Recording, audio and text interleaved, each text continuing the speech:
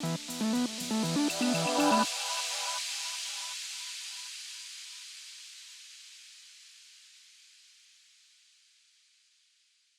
with Grandparents' Day right around the corner, did you know that was a thing, by the way? We're talking through financial planning topics and considerations for grandparents. And that is a fun time of life where you're able to spoil those grandchildren a little bit. But we're going to talk through these financial planning, 3 areas that you can think through to make sure that you've thought through the best ideas planning wise for that area of life. So Allison, kick us off with that first one.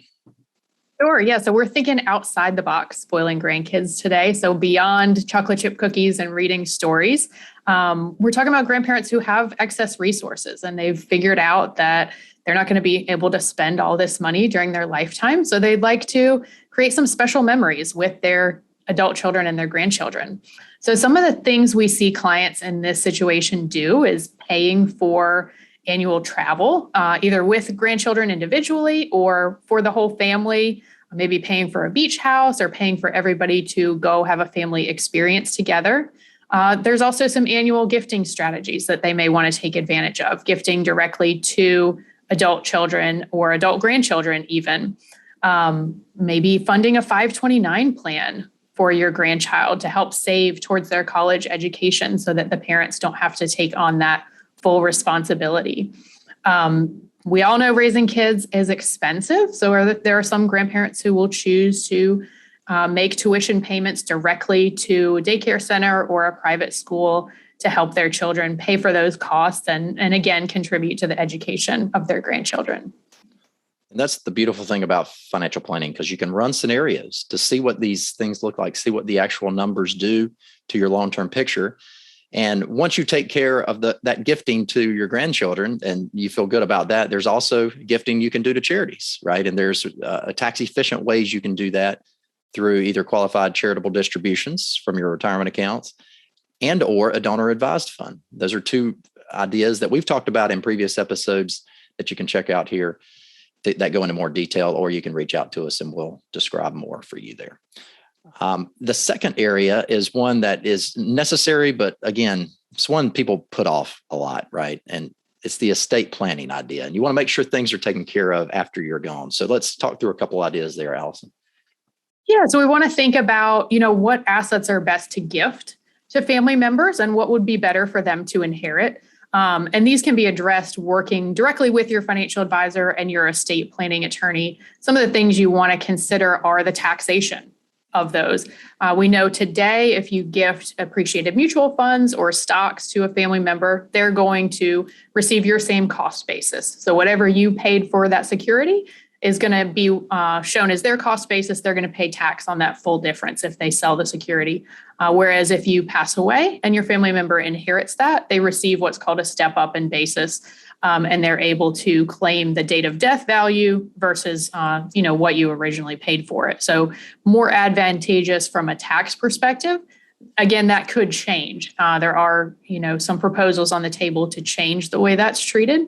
So we want to think about that going forward because nothing is ever set in stone. But today we're thinking in terms of better to gift cash and hang on to those securities and allow them to be inherited. A lot of grandparents also like to think about putting trusts in place for their family members. And some things we want to think about there are, double checking your beneficiary designations, making sure if you have trusts in place that the beneficiaries are named as the trusts are named as beneficiaries, maybe not the outright individual, and thinking about, what kind of controls you might want on those. What age would you want people to have control of the money? So those are some of the things and the conversations we talk through with grandparents when they're thinking in terms of, how do I create a legacy and 1, build these relationships, and 2, make life easier for my grandchildren, help contribute to their education and help them grow into fully functioning adults. Yeah. And the values in these accounts can change a lot, right, over the years. So an annual review of your estate planning is important to understand how the accounts have changed. Also, the tax structure of each and how they're going to be distributed to each of your heirs. So if you want to balance those, it's important to take a look at that every year. And then the last area is the pitfalls that we'll see from time to time. As we work with a lot of clients and people in this phase of life and the decisions that they're going through, helping them walk through that. So what are these pitfalls that we generally see that people will bring up? We'll see, common one that I see is Medicaid planning. So thinking that this is something that's necessary to preserve your assets, to make sure that you don't spend all your money on long-term care or nursing home facility. Most clients that we see will not qualify. In North Carolina, the Medicaid qualification is $17,000 a year of income. Your income has to be lower than that level, which if you receive Social Security and maybe a small pension, your income is likely to be higher than that.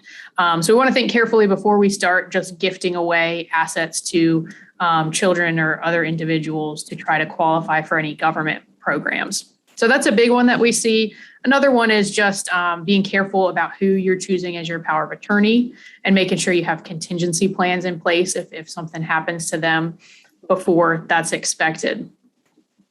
Yes, and important to think through multiple scenarios and how it changes over the years. So establishing your team of a financial advisor, an estate planner, and an accountant can be very important in helping you make better decisions. So that's something that we would recommend here wherever you are across the country. So we do this every 2 weeks. We try to put together a video with some helpful tips and education pieces. And also we have a lot of other podcast episodes you can check out on our website, along with articles that we put together through the years of our 20-year history in doing this. So hoping that it will enhance today and enrich tomorrow for you. And again, if you don't want to miss the next episode, please subscribe, and we will see you again in 2 weeks.